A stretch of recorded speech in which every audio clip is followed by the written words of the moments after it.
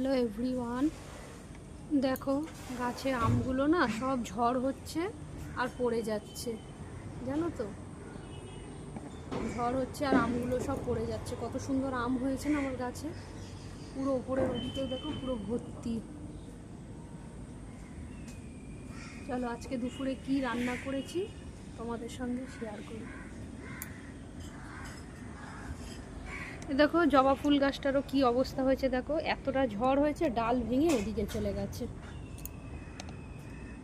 দুপুরের মেনুতে দেখো এই যে গরম ধোয়া ওটা ভাত আমি ঝুড়ি চাপা দিয়ে রেখেছি আজর করে।